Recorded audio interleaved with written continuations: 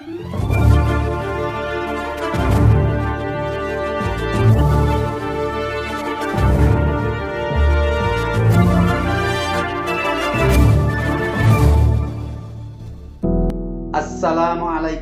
warahmatullahi wabarakatuh.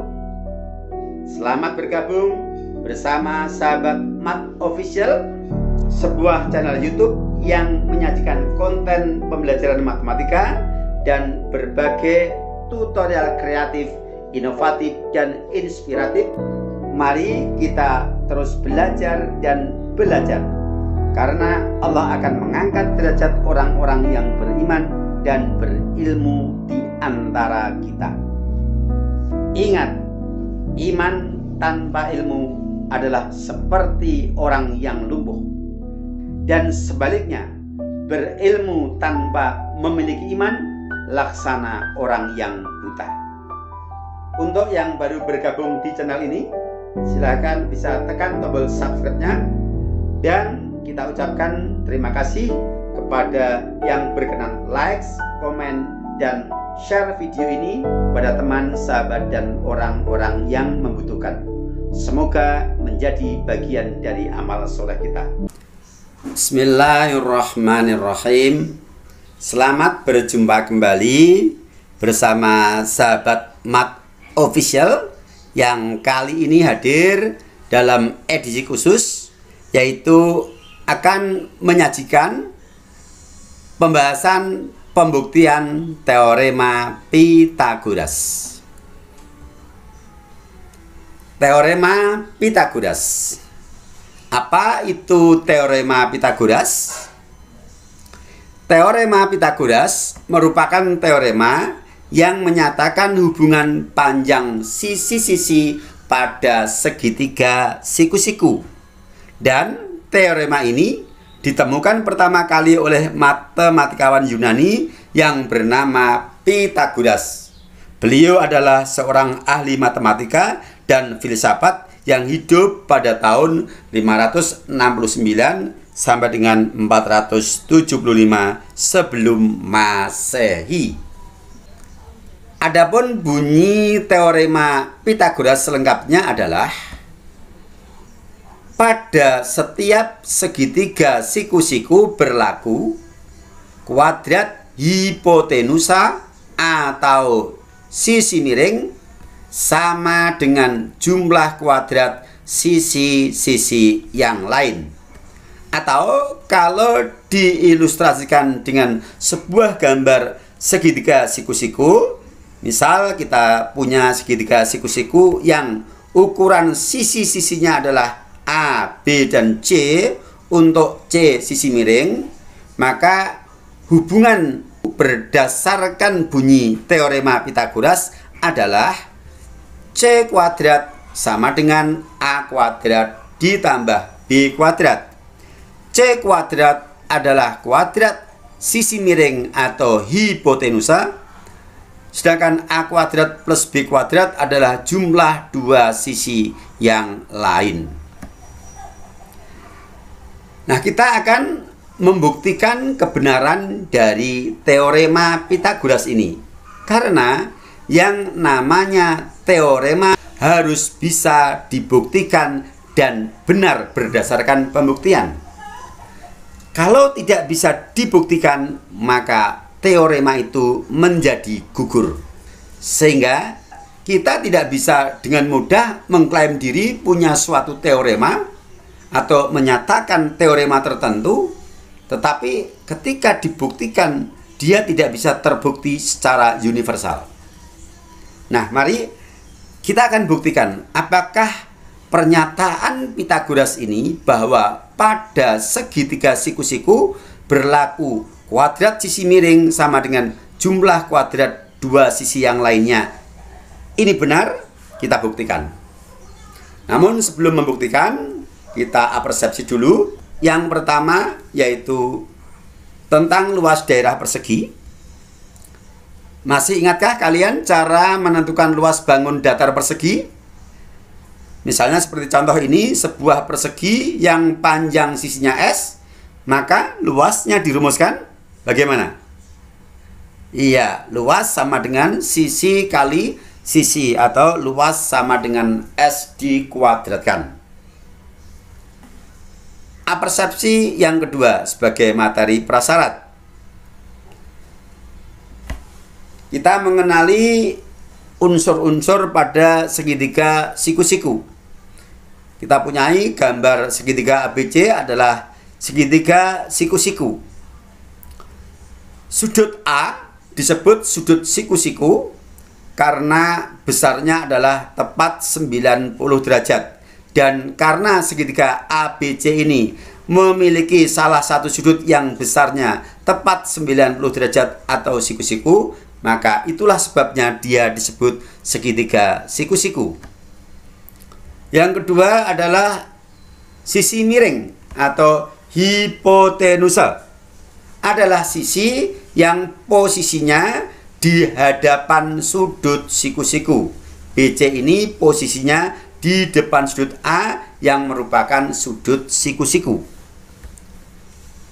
Sedangkan untuk sisi AB dan AC adalah dua sisi yang mengapit sudut siku-siku, atau bahkan AB dan AC inilah yang membentuk sudut siku-siku.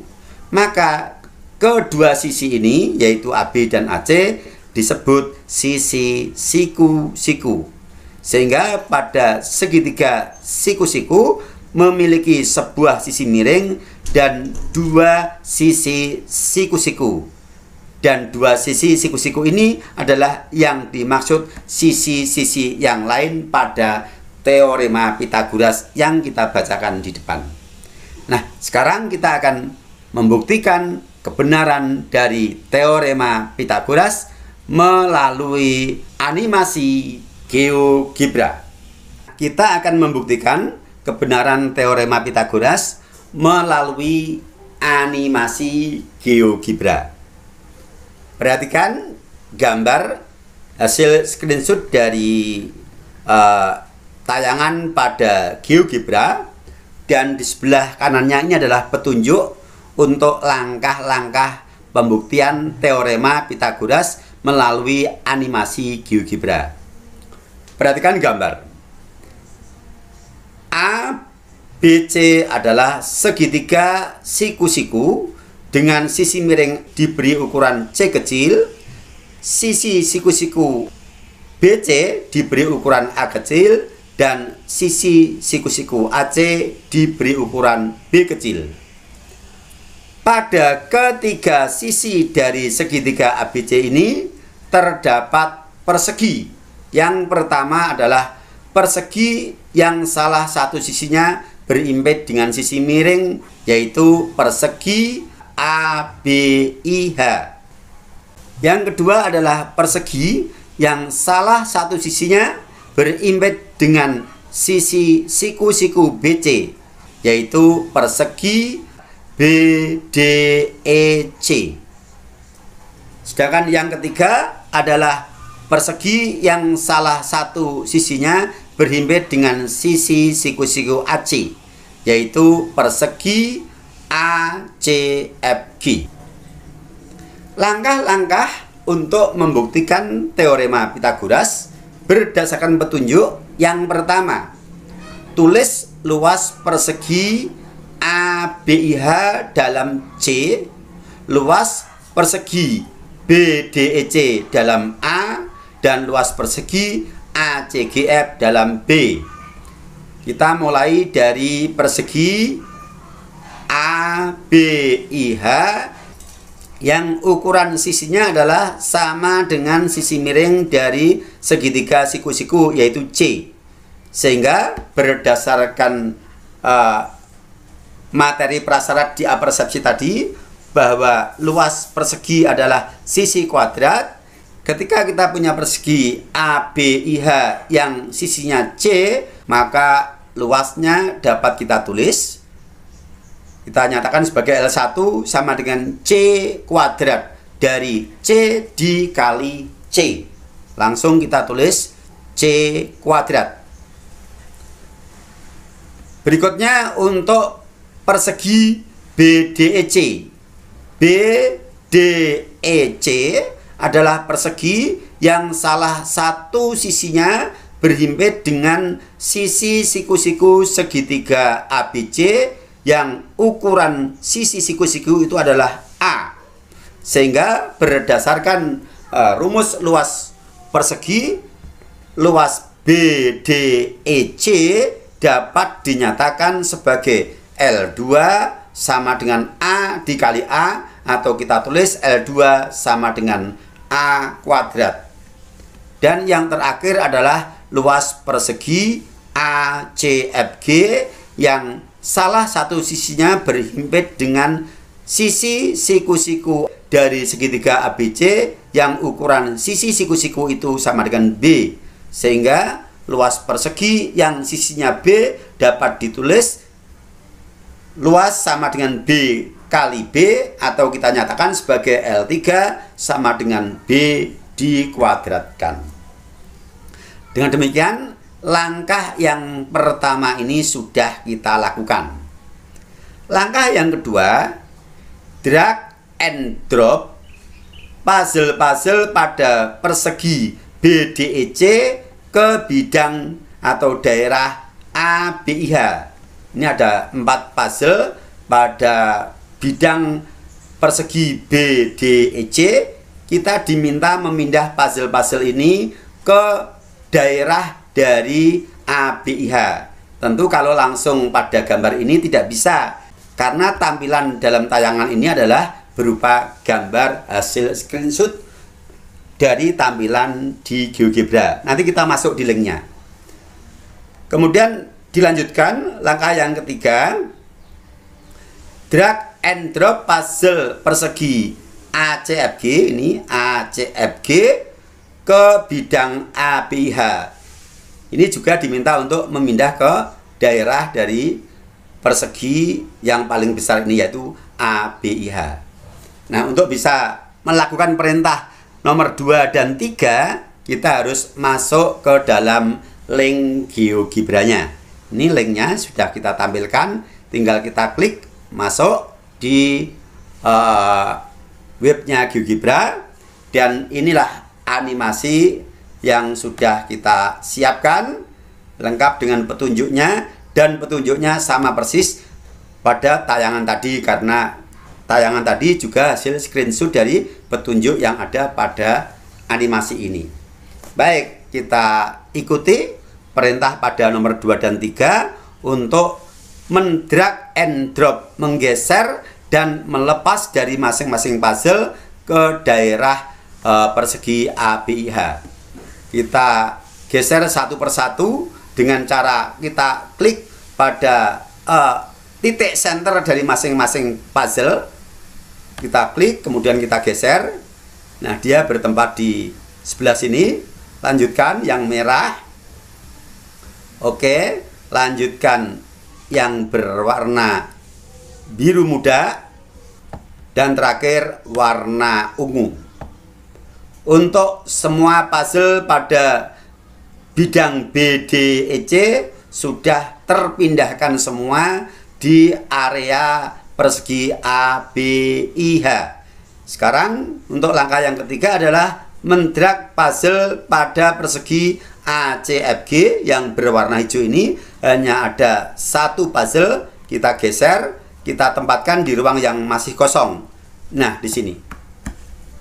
Oke, ini adalah hasil dari peragaan kita pada langkah 2 dan 3 berdasarkan petunjuk animasi. Nah, sekarang kita lanjutkan untuk perintah berikutnya. Petunjuk langkah keempat, tulis hubungan luas persegi ABIH dengan luas persegi BDEC dan ACGF. Kita perhatikan hasil dari peragaan tadi, tampilannya seperti ini. Pada daerah persegi ABIH, daerahnya semuanya tertutup oleh puzzle-puzzle yang kita pindah dari persegi BDEC dan persegi ACFG, tanpa ada ruang atau daerah yang tidak tertutup dan juga tidak ada yang saling tumpang tindih. Artinya 5 puzzle yang terdiri dari 4 puzzle dari persegi BDEC dan 1 puzzle dari persegi ACFG tepat menutup daerah persegi ABIH. Apa ini artinya?